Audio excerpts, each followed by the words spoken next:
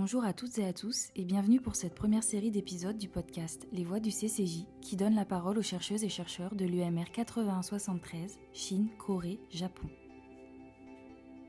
Aujourd'hui, dans cette série de 5 épisodes intitulée Correspondance, nous nous plongeons dans la découverte du double volume 41-42 de la revue Études chinoises s'intéressant à la correspondance personnelle d'un couple de cadres chinois entre les années 1960 et 1980. Bienvenue dans cet épisode 4 de la série Correspondance intitulée Temporalité historique, intime, personnelle et individuelle. Donc nous reprenons avec ce 4e épisode l'exploration de ce corpus avec l'idée de la famille. Nous avions parlé la dernière fois de comment s'aimer, comment se dire qu'on s'aime, comment se courtiser dans les années 60 et comment est-ce que ce couple et ces pratiques de couple s'inséraient dans l'évolution de la Chine au cours des décennies que couvre le corpus. Nous allons maintenant parler des temporalités justement de ce corpus, des différents temps qu'on peut y distinguer. Et pour faire le lien avec l'épisode précédent, parler non plus seulement du couple dans sa manière de s'adresser l'un à l'autre, mais aussi la manière dont ils organisent leur temps respectif. Ce qui est très visible dans le corpus et dans l'ensemble des articles qui constituent ce dossier, c'est à quel point le travail est important. Donc, quelle est la place de la vie personnelle dans cette temporalité très dominée par le travail, quelle est la place du couple et finalement quelle est la place aussi de la famille. On a déjà mentionné le fait que ce couple a pour spécificité d'être très peu ensemble, d'être très souvent séparés par le travail de l'un de l'autre, puis du fait de l'éloignement du mari pour des raisons politiques. Cet éloignement pose donc la question de la continuité de la vie familiale. Et on peut voir que l'envoi du premier enfant du couple, Guorong, qui a été amené par sa mère chez ses grands-parents, a posé question au sujet de l'organisation familiale, mais pose également question en termes de qu'est-ce que c'est que de faire couple dans ces circonstances de séparation répétées et qu'est-ce que c'est que de faire famille.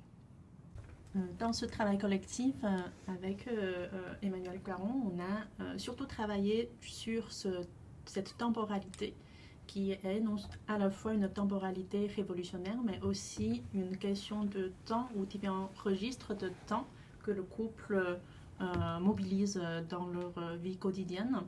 Donc un des registres qu'on a essayé d'approfondir, c'est ce registre de temps personnel ou surtout familial, c'est-à-dire le temps qu'ils consacrent à leur vie familiale et leur vie de couple. Et comme pendant la plupart du temps, les deux personnes se sont séparées, donc ce temps-là est en fait le temps d'écriture de ces lettres. Et donc on a essayé de mettre à plat toutes les infos qui sont directement en lien avec le temps de l'écriture des lettres. C'est-à-dire on a regardé dans la semaine quel jour le couple, chacune écrit leurs lettres. Et on a essayé de regarder comment il essayait de régulariser le temps de l'écriture, qui est surtout en lien avec le rythme de travail de la poste, c'est-à-dire quel jour le facteur passe à la campagne, surtout pour Xinjiang, où il réside.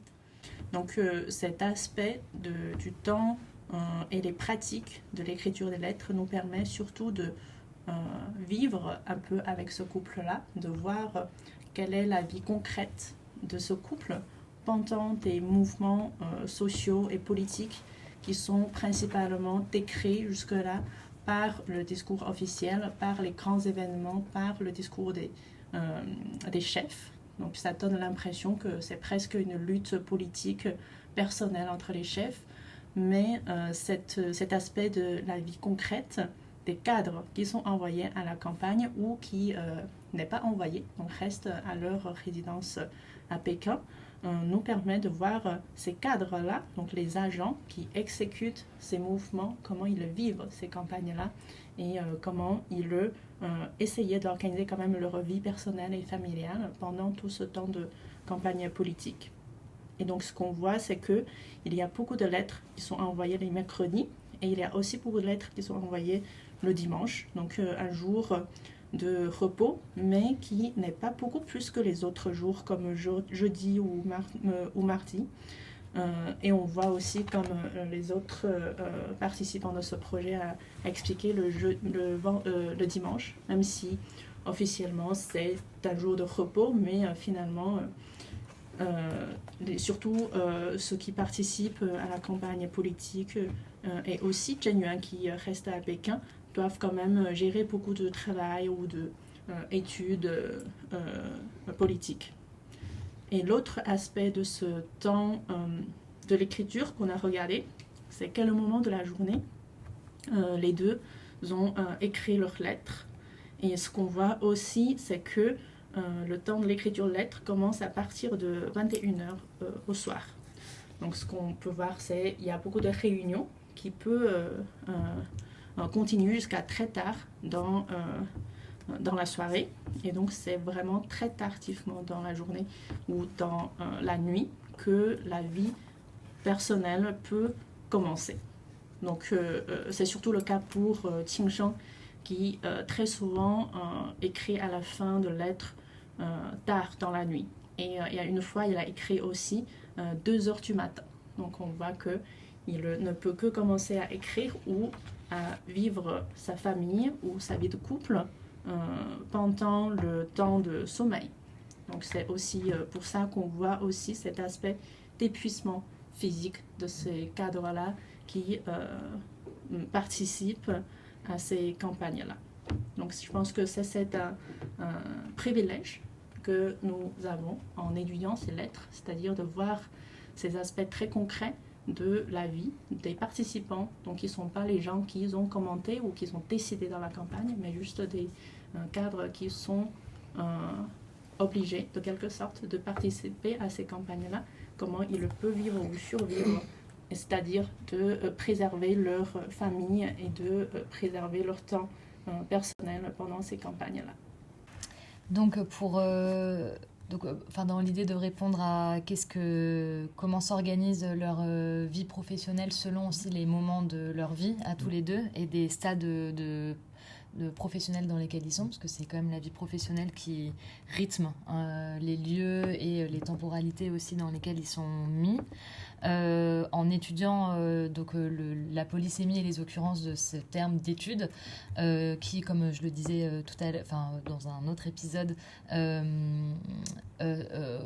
correspond à la fois à des connaissances, à des apprentissages professionnels et en tout cas on va rester là-dessus sur l'apprentissage des connaissances professionnelles avec Shui, en étudiant les occurrences de ce terme-là. On voit, déjà pour montrer l'importance, il y en a quand même, il y a 138 suécis, donc termes de l'étude dans les 205 missives du couple, et 66 dans les 63 lettres écrites par Chen Yuan et Qing Sheng sur les deux corpus, avec une fréquence qui varie d'1 à 20 par lettre. Il y a des lettres où il y a jusqu'à 20 occurrences de ce terme-là. Et les 3 périodes dans lesquelles on les a le plus recensées, c'est de 61 jusqu'à début de 62, qui correspond au début de la vie professionnelle donc de Qing Sheng. Là, on n'a que les lettres de Qing Sheng. Et ensuite, entre juin 1964 à fin 1966, lorsque lui est souvent en déplacement entre Pékin, Datong, le Shanxi, Changsha et le Hunan, et qui correspondent aussi au mouvement d'éducation socialiste des débuts de la révolution culturelle, qui sont des moments où les deux protagonistes, d'intensification des occurrences de ce terme-là. Donc en fait, au début de la vie professionnelle, les termes font plutôt référence à l'apprentissage des métiers et des savoirs qui y sont liés. Et donc tous les deux font étalage un peu de ce qu'ils lisent et de ce qu'ils apprennent. donc ces textes-là et l'échange de ces connaissances entre les deux correspondent à des guides pour atteindre les objectifs révolutionnaires. Et donc souvent ils se demandent, donc dans une lettre par exemple de Zheng Yuan à Tingsheng, donc là qui est en 1964, donc au moment du début des mouvements d'éducation socialiste, elle-même se demande, il s'agit probablement du mouvement d'éducation socialiste, lui est à Pékin, et elle est à Changsha, et donc elle dit, il s'agit probablement du mouvement d'éducation socialiste. Après, nous aussi, nous devrons y participer. Comment nous y prendrons-nous? Quel texte étudier? Pour l'instant, je ne peux pas t'en informer, je ne sais pas plus. Tu me dis que le travail des instances gouvernementales à Pékin est suspendu pendant 3 jours au profit de l'étude des textes, mais moi, je n'en sais rien. Donc déjà là, elle témoigne des écarts d'avancement des différents mouvements révolutionnaires à ce moment-là, mais elle met aussi en évidence le fait que l'apprentissage de ces textes-là, pour eux, fait partie aussi de leur quotidien, au travail. Donc tout au long aussi des lettres sont décrites l'organisation des séances d'études. Par exemple, les lettres évoquent le mouvement des 4 assainissements entre juin et octobre 64. Et alors là, le rythme des occurrences du vocable de l'étude s'accélère. Tingsheng est envoyé à Yangao à la fin du mois d'avril 1964 en tant que cadre dans les zones rurales pour y mener cette campagne. Et donc il fait état des activités quotidiennes de sa brigade à Zhenyuan, travailler dans les champs pendant la saison des récoltes, participer à des séances d'études collectives, à des réunions de mobilisation des masses, des rencontres avec des paysans engagés, etc. Et là, on se déploie tout l'ensemble des activités en fait, agricoles et politiques qui mènent au service de la révolution prolétaire. Et à l'été 1964, la campagne au sein de son unité de travail se durcit et son équipe de travail est soumise à un entraînement très strict et il témoigne de séances d'études intensives. Et alors là, en fait, on voit durant cette période, lui-même s'interroge sur comment sélectionner, hiérarchiser, en tout cas, l'étude qui est tant idéologique que technique à ce moment-là est une source de préoccupation pour le couple. Et donc, il y a une lettre assez emblématique de cette période d'intensification où en fait ils perdent même l'idée même de ce que le travail, ce que l'étude représente et qu'est-ce qu'ils doivent particulièrement étudier. Donc c'est en août 1966, au moment où la situation dans son unité de production est particulièrement tendue. L'étude, dans les mots de Tingsheng, devient quelque chose de relativement flou. Donc il écrit, pour le moment, nous devons effectuer 3 tâches principales. Étudier les documents centraux, lutter contre les éléments anti-partis et mettre les dirigeants sur le grill et faire feu sur le quartier général. Les 2 premières tâches ne posent pas de problème. Mais les dirigeants de notre bureau organisent toutes nos journées autour de l'étude et de la participation à des séances de luttes internes qui consistent à leur faire des suggestions. Et en fait, il n'y a pas de temps possible pour la 3e tâche. Et je ne comprends pas ce que ça signifie. Ils mettent l'accent sur les documents, l'étude, mais je ne sais vraiment plus ce que tout cela signifie. Du coup, c'est un exemple intéressant. Toutes ces différentes sémantiques qui évoluent en fonction des temps politiques sont intéressantes parce qu'elles montrent bien qu'en fait, au quotidien, un même terme ou en tout cas les mêmes activités vont revêtir des significations très différentes. Je pense que le dernier point que tu as soulevé relève déjà d'une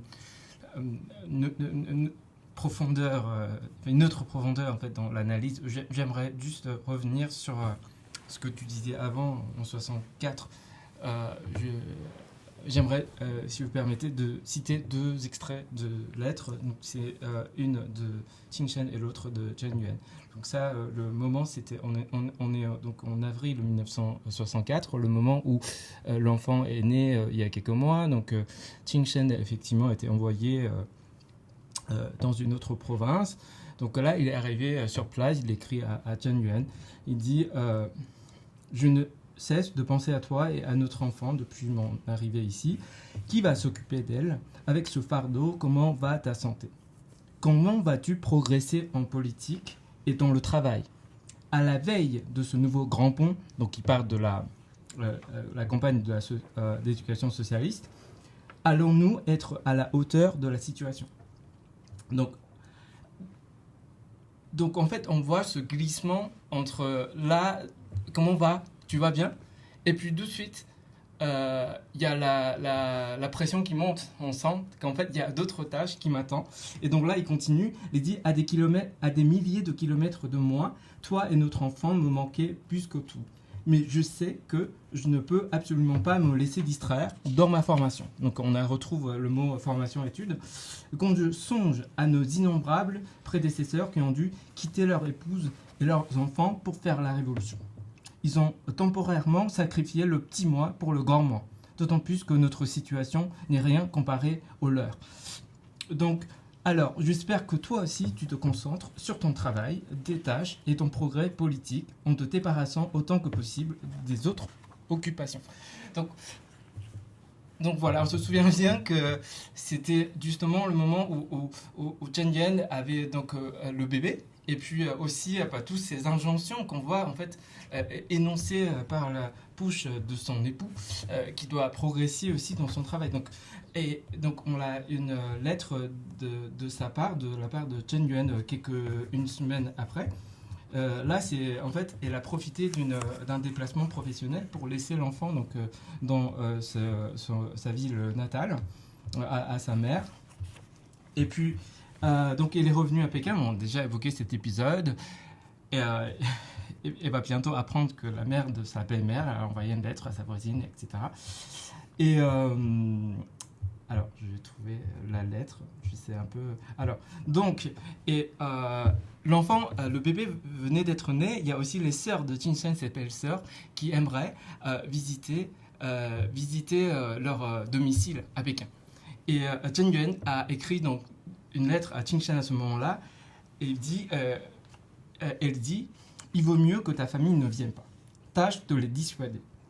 Comme je te l'ai précisé, ce n'est pas que je ne veux pas être aimable ou accueillante, mais ma priorité est le travail. Il me faut du temps pour étudier, pour me consacrer entièrement au travail. Sinon, le temps passe, des jours, aux mois, puis aux années. Et c'est fichu. On aura 30 ans dans 1 an ou 2. Où en est-on au travail? Où en sont les résultats? Et donc, on voyait qu'en fait, vraiment, c'était, comme disait Aël, en fait, vraiment, c'était, pendant ces périodes-là, c'était un peu leur préoccupation commune de progresser dans le travail, de bien étudier. On imagine qu'ils sont en début de carrière, il y a quand même une pression assez énorme pour que, voilà, qui un peu grame un peu les échelons professionnels. Et voilà. Donc, c'est pour dire que la question de temps, de l'organisation du temps, c'était aussi une question de l'organisation étatique. Pour reprendre ce qu'elle disait en citant la réponse de Chen Yuan à Qin Shang, je peux vous citer la lettre de Qin Shang qui montre justement l'incertitude dont parlait Tao tout à l'heure. Il s'inquiète en fait de savoir qu'est-ce qui se passe à Pékin, quels sont les textes qu'on étudie, si on étudie de nouveaux textes, qu'est-ce que ça implique pour le mouvement que je suis en train de conduire aussi à la campagne. Donc il écrit quelle est la situation à Pékin actuellement? S'il te plaît, écris-moi pour me le dire. On dit que les bureaux de Pékin ont cessé le travail pendant 3 jours. Pour étudier des documents. Notre situation de travail devrait changer dans la seconde moitié de l'année. On voit donc qu'il ne sait pas ce qui se passe, mais il anticipe des changements. Il y a donc cette rumeur qui se révèle être erronée de quelque chose se passe, on ne sait pas quoi, si tu as des informations, donne-les-moi. On voit aussi à travers cet échange à quel point l'étude de texte est centrale, elle l'a déjà bien dit, mais pour donner un petit peu une idée de l'échelle, c'est quand Qin Shang est envoyé pour étudier un des textes, le second texte important du mouvement d'éducation socialiste, donc les seconds 10 points, il s'agit de partir en formation pendant 20 jours. En tout, ce sont 7000 membres d'équipe de travail qui sont réunis. Et donc, on peut penser vraiment à une forme de huis clos où ces personnes sont réunies jusqu'à ce que le texte soit appris et soit interprétable dans la campagne qu'il mène. Donc, c'est ça l'enjeu de ces textes. Et l'enjeu de ces textes se voit aussi directement dans la correspondance. Il y a une adéquation quasi parfaite entre la temporalité de la correspondance au sens de ce qui est dit en termes de vocabulaire politique et puis les inflexions de ce qu'on peut y dire, pardon. Il y a une adéquation presque parfaite entre les lettres, le vocabulaire utilisé et ce qu'on peut y dire, avec les mouvements politiques que nous avons étudiés avec CEU dans notre article. Donc, on s'est penché principalement sur le mouvement d'éducation socialiste, qu'on peut découper en 3 phases. Une première phase qui résulte de l'impulsion de Mao, avec la volonté de s'appuyer sur les masses et de créer un mouvement de masse, avant que ce mouvement soit redirigé à travers un texte. Donc le premier texte qui cadre un peu le mouvement, c'est les premiers 10 points. En tout cas, c'est comme ça que ça a été appelé a posteriori. Ce deuxième texte, les seconds 10 points, et plus, en tout cas c'est l'interprétation que plusieurs historiens en donnent, lié à une volonté de se servir de cet outil de la campagne pour le diriger contre les cadres locaux. Et à ce moment-là, la campagne prend un tour qui est beaucoup plus répressif. Celui l'a évoqué tout à l'heure en disant qu'on peut voir derrière cette campagne et son application les grandes figures qui vont justement s'opposer par la suite pendant la révolution culturelle. Et cette campagne rebondit dans un troisième temps avec, semble-t-il, la reprise en main de la définition de ce qu'est donc le mouvement d'éducation socialiste, et donc ces 4 assainissements qui deviennent les 4 grands assainissements à ce moment-là, et qui incluent la lutte contre tous ceux qui empruntent la voie capitaliste, qui suivent la voie capitaliste. Et ça inclut les cadres de haut niveau. Donc on passe du second temps du mouvement où c'est les cadres locaux qui sont critiqués, qui doivent subir donc une autocritique, proposer, plutôt subir une autocritique en 2 temps qui se fait d'abord au sein du parti, de ses représentants, de ses envoyés justement dans les campagnes comme les Tingshang, avant que ça se fasse en public, avec la mobilisation des paysans locaux comme à la fois témoins, mais aussi comme acteurs de ces autocritiques qui sont donc publiques. Donc une grande partie de l'action de Tingshang, quand il est envoyé à la campagne pour ce mouvement, c'est du travail de campagne politique, mais qui se situe dans un cadre très très public. Il parle de travailler jusqu'à 2 heures la nuit. Il précise, ah oui, parce que j'ai encore dû aller chercher des paysans pauvres et moyens pauvres pour participer au lavage de mains et de corps des cadres locaux. Donc ce qui est assez frappant, c'est à quel point est-ce qu'on suit ces campagnes à travers Tingshang, et donc il les décrit avec pas énormément de détails, mais on arrive à voir à travers le vocabulaire. Il dit, ah oui, la dernière fois qu'on est passé par là, on a mis tant de temps, on a mis un temps infini pour procéder au lavage de mains et de corps, donc c'est-à-dire donc ces campagnes d'autocritique des cadres. Quand la 3e phase du mouvement repasse, ils sont beaucoup plus efficaces. Donc on voit un peu une montée en intensité de la campagne à travers ces lettres, et montée en intensité de la campagne qui se voit aussi à travers la manière dont Tingshang en particulier fait usage des textes, de ces importants textes dont j'ai parlé, donc les premiers 10 points, le second 10 points et les 23 points, qui sont parfois directement cités. il y a une lettre de Ting Shang qui ne fait que l'exégèse des 23 points, où il explique voilà, ce qu'il faut comprendre des 23 points. Et quand on lit les 23 points, en fait, il applique ensuite à sa relation avec sa femme directement le texte des 23 points quasiment à la lettre. Il dit il faut partir du point de vue que tout est bien, que les choses sont positives, ne pas partir d'un point de vue négatif. Donc, ce qui est vraiment le début des 23 points. Et c'est vraiment frappant de voir à quel point est-ce que c'est un calque, cette lettre. Et donc, d'autant plus frappant de voir que petit à petit se formule un questionnement sur qu'est-ce qu'on doit apprendre maintenant, quel est le texte de référence. Il y a un flottement sur est-ce qu'il y en a des nouveaux, dont j'ai parlé au début, jusqu'à finalement, est-ce que ça a encore un sens ? Et est-ce que ce qu'on nous fait faire à l'échelle locale est bien l'application adéquate du texte même ? Je répète ce que j'ai déjà dit, du coup.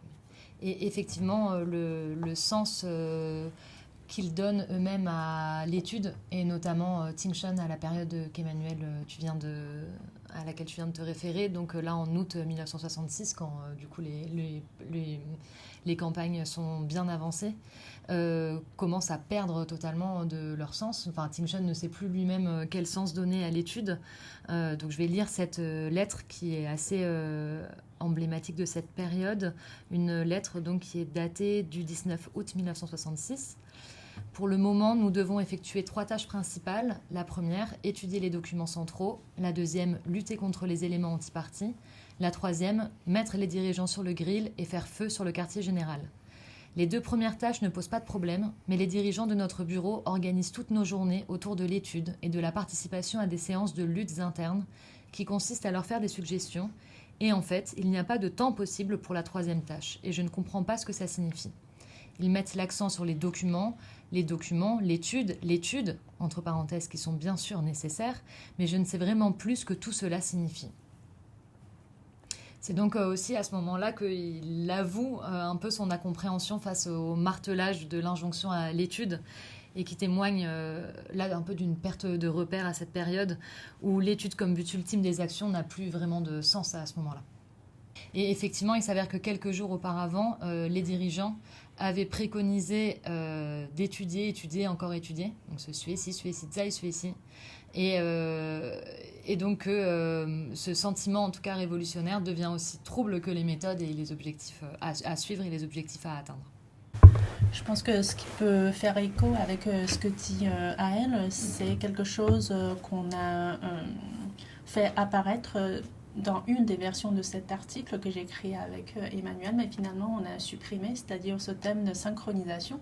Donc c'est une synchronisation qui est en 2 sens. D'un côté au sens temporel, c'est-à-dire le couple, la vie de couple, en fait synchronise avec le temps de tous ces mouvements politiques, du coup ce temps révolutionnaire, c'est-à-dire Ting Shang doit partir pour les différentes campagnes, et de l'autre côté, à travers ce Sueci, comme Aël vient de dire, Ting Shang se sent la nécessité de synchroniser aussi mentalement avec cette idée actuelle qui doit aussi tout le temps être actualisée avec ce que dit au centre. Et je pense que c'est quelque chose d'important que nous pouvons voir à travers ces lettres comment une autorité peut s'exercer. C'est-à-dire ça s'exerce avant tout concrètement sur cette organisation du temps. Et du coup, c'est avant tout un temps révolutionnaire au sens où les individus qui vivent ce temps-là ou qui se voient imposer ce temps-là doivent synchroniser avec le pouvoir. Et je pense que c'est aussi quelque chose qui nous permet de voir de quelque sorte le statut social de ce couple-là. Parce que comme Emmanuel vient de présenter, il y a différentes phases de ce mouvement politique. Donc la première phase est en fait une phase qui est assez limitée en termes d'influence, mais on voit aussi que dès la première phase, Qing Sheng est envoyé pour une expérience pilote des 5 Antilles. C'est-à-dire, lui, il est de quelque sorte privilégié au sens politique. Il est quelqu'un de choisi qui peut participer à une petite expérience pilote de ce mouvement-là.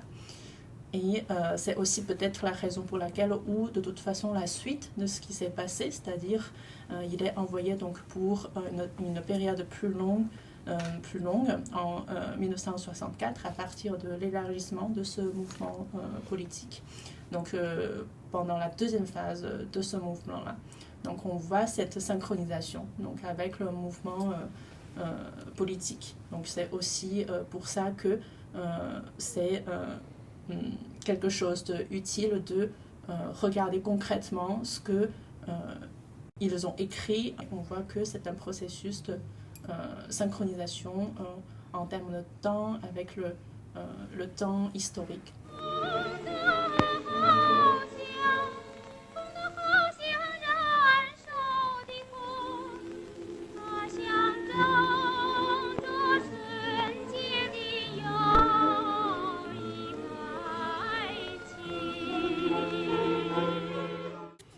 Après la mort de Mao, donc en 1977, donc au sortir du maoïsme, Qing Sheng, comment on a dit, a été accusé donc, d'avoir,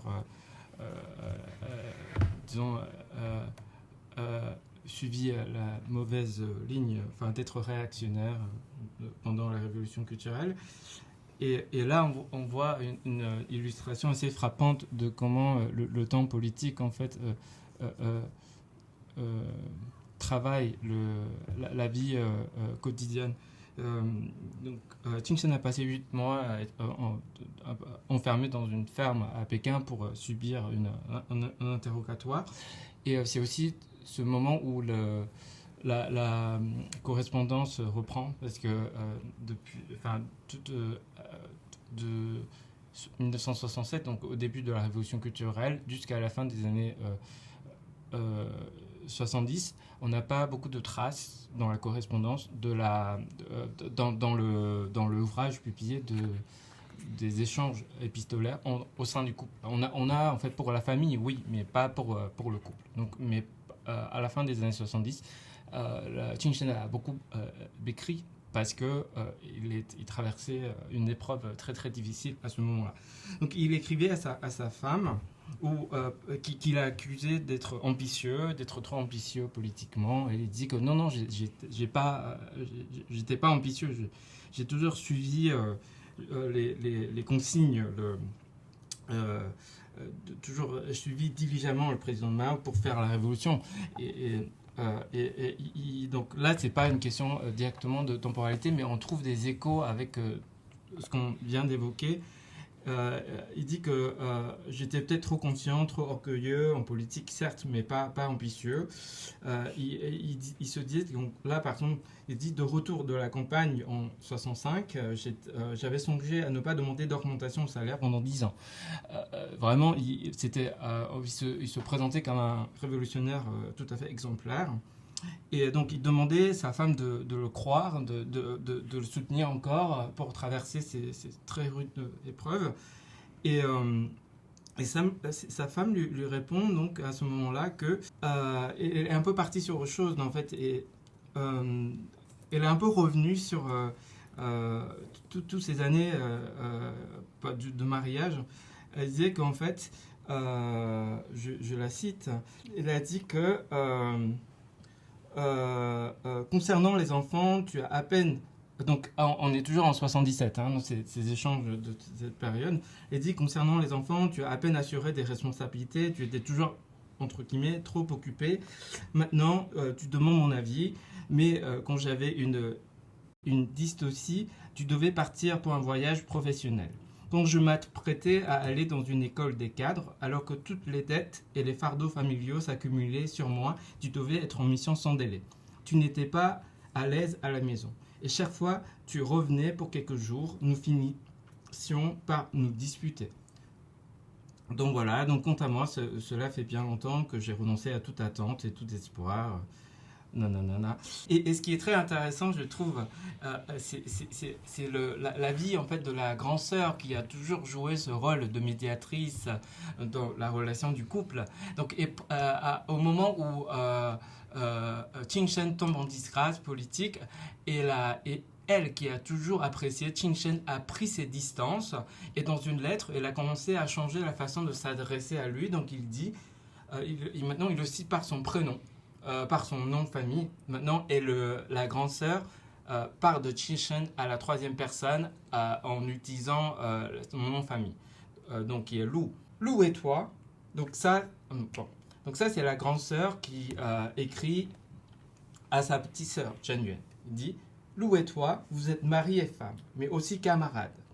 Tu as ta propre organisation et c'est sur elle que tu dois compter. Tu dois afficher ton attitude et ta position devant l'organisation et les masses en apportant tout ton soutien ferme à la sanction de Lou au nom du parti et du peuple.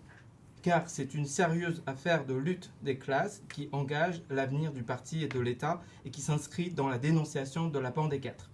J'espère qu'en dehors de ton travail, de tes études et de tes tâches ménagères, tu trouveras de précieux moments pour étudier l'œuvre du président Mao. Nous l'avons tous lu intégralement chez nous. Nous en avons fait un concours de lecture. Donc ça, c'est en 77. Pour rebondir sur ce que disait Trao, effectivement, c'est la dernière période d'occurrence du terme d'étude, donc qui est l'injonction à travailler sur les textes, et 1978-79, et notamment dans les lettres de la grande sœur Junsong à sa petite sœur Chen Yuan. Donc au moment où effectivement Qin Shen est accusé de complicité avec la bande des quatre, à ce moment-là, Junsong, en fait, elle emploie sans relâche le terme d'étude à l'attention de sa sœur, où elle lui préconise une attitude exemplaire en lui enjoignant d'inciter son mari à le faire, comme une manière de protéger sa sœur des torts du mari. Et pour ne pas que les torts du mari lui soient attribués. Et donc à cette occasion, l'étude des textes de Mao, donc là c'est plutôt aussi une espèce de, comment dire, des temporalités qui se télescopent du passé vers là ce moment précis où elle évoque du coup l'étude des textes de Mao à ce moment-là pour résoudre les problèmes là rencontrés en 78. Et donc elle écrit à ce moment-là une lettre à sa sœur en disant « Il y a beaucoup de questions que le président Mao a très tôt résolues, et si l'on n'étudie pas, l'on ne comprend pas, et donc on ne fait pas un bon travail révolutionnaire, on peut même se tromper de route. » lui écrit-elle en parlant de loup, comme elle l'appelle à ce moment-là. Donc là, il y a aussi une manière de télescoper en tout cas les temps révolutionnaires, et là en l'occurrence à la fin de la période révolutionnaire. Ce qui est frappant aussi, c'est que dans ces lettres, il y a un usage des temps qui est assez spécifique. Qu'est-ce que j'entends par là ? C'est on peut lire à quel point est-ce que ils suivent la recommandation qui prédate la campagne que nous avons étudiée avec CEU, donc le mouvement d'éducation socialiste, mais qui est réactivée à cette époque, qui est d'une certaine manière aussi inclus dans le texte des premiers 10 points, l'idée qu'il faut se servir du passé. Donc l'expression « le passé doit servir le présent » est quelque chose qui est réactivé et qui ensuite va perdurer. Donc un certain rapport au passé qui explique aussi pourquoi est-ce que certains passés sont convoqués de manière comme passé modèle, des passés dont il faut s'inspirer. Donc on a parlé lors d'un épisode précédent de Lei Fang, mais il y a énormément de modèles du même type qui émergent et qui deviennent importants à ce moment-là. Donc Taja et puis aussi celui de Tatien. Mais ça va au-delà de ça, parce que ça, ce sont les grands modèles qui deviennent importants au niveau national. Mais ce dont sont chargées les équipes dont fait partie Qin Sheng, c'est aussi de rédiger les 4 histoires. Donc c'est collecter des matériaux qui sont des matériaux édifiants avec pour but un usage qui est local. Et à quoi ça sert justement? C'est de nourrir de récits édifiants, de cas d'études, on peut dire, les séances publiques. Ça fait directement écho en fait aux campagnes des années 50 de la réforme agraire en particulier, avec cette notion de récit d'amertume, donc sucru, qui était justement la mise en récit avec le vocabulaire qui convenait à ce moment-là des formes de souffrance qui avaient eu lieu avant la libération, pour légitimer la réforme qui était mise en place. Il se trouve le même dispositif est répété avec les souvenirs d'amertume, donc Ikru cette fois-ci, pendant cette période du mouvement d'éducation socialiste. Donc il y a vraiment un calque, encore une fois, de la manière dont on s'y prend pour mener ces campagnes, et qui pointe vers un usage vraiment spécifique du passé. Donc il y a cet usage du passé à critiquer. Donc très clairement, dans le cas des récits d'amertume, des souvenirs d'amertume, c'est qui on critique, ce qu'on ne doit pas reproduire. Et à l'inverse, il y a les révolutionnaires du passé qui sont tout le temps convoqués. Les souffrances au sein du couple, de séparation, de cette relation à longue distance, une grande partie du temps, la séparation d'avec les enfants, le fait de devoir beaucoup travailler, le fait de vivre aussi dans un inconfort qui est assez marqué, tout ça est toujours relié avec l'idée de les révolutionnaires du passé, eux, ont beaucoup plus sacrifié que nous. Il n'est donc pas légitime de nous en plaindre, et au contraire, ça fait partie de ce qu'est être un bon révolutionnaire. Donc un usage vraiment très particulier du passé qui se voit aussi dans la manière dont certains mots sont utilisés. On parlait tout à l'heure avec Ta du terme répudié, qui est un mot qui est associé à la période féodale tel que le terme est utilisé à cette époque et par la suite en Chine. Ce mot est utilisé justement dans les lettres, où Qin Shang, pour tenter d'expliquer son comportement, dit que son comportement envers Zhang Yuan est lié à des restes de féodalisme. C'est sa manière de faire sens de son action, et de dire que, aussi, de la même manière que le féodalisme est aboli par la Chine nouvelle, son féodalisme à lui part avec l'eau du même bain. Et cet usage du temps ne se limite pas à l'usage du passé.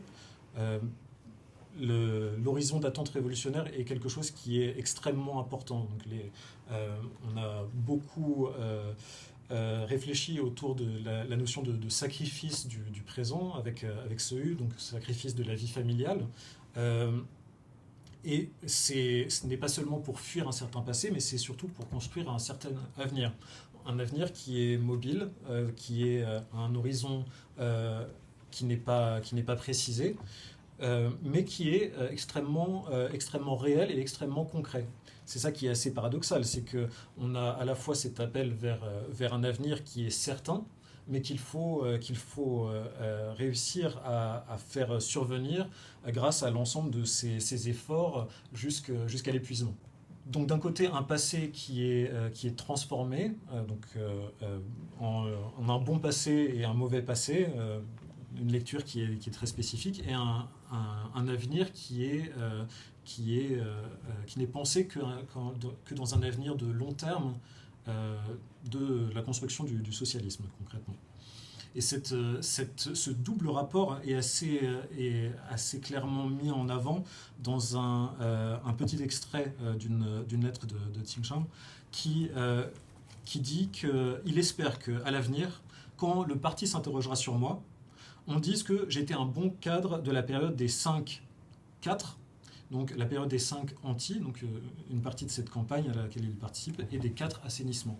Et en fait, cette petite phrase, c'est une synthèse de cette pensée sur le temps, de dire que finalement, son présent n'est pas important. Il espère qu'à l'avenir, rétrospectivement, il sera devenu un bon révolutionnaire, au même titre que ceux qui ont participé au mouvement du 4 mai, qui est une référence extrêmement importante aussi réactivée à cette époque. Donc, on l'aura compris, les différents articles du numéro traitent de cette question du temps, de la temporalité, mais ils se saisissent de ces termes de façon très différente, très diversifiée, ce qui contribue en quelque sorte à la richesse du numéro, parce qu'on a évoqué donc à la fois le moment de rédaction des lettres, donc ce moment de rédaction des lettres dans la journée qui dévoile de façon indirecte l'importance du temps consacré au travail et le peu de temps qui reste pour la vie privée, notamment pour pouvoir rédiger des lettres personnelles, souvent la nuit, souvent dans un dortoir, en essayant de ne pas réveiller ses collègues.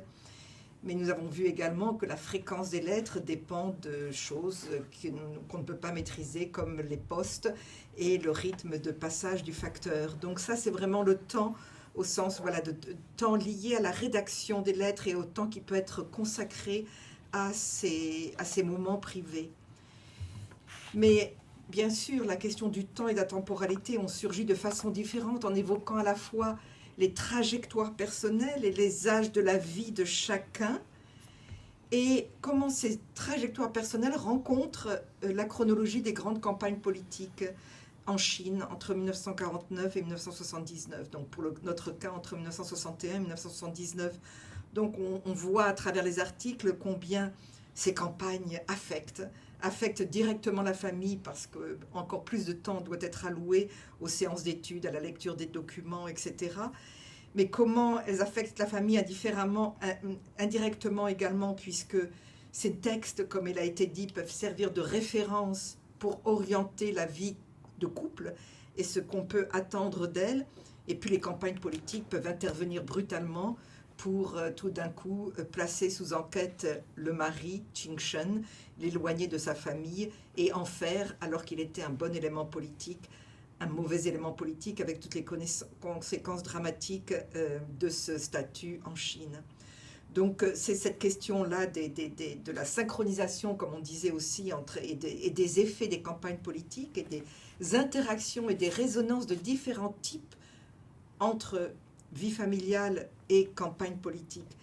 Puis il y a encore, parmi les autres dimensions reliées au temps qui ont été évoquées, cette question plutôt des régimes d'historicité, du rapport au passé, de la façon comment un certain rapport au passé ne cesse de changer, parce que plus on s'éloigne de 49 et du passé décrié comme pré-révolutionnaire, plus il faut rappeler ces souvenirs à ceux qui ne l'ont pas connu.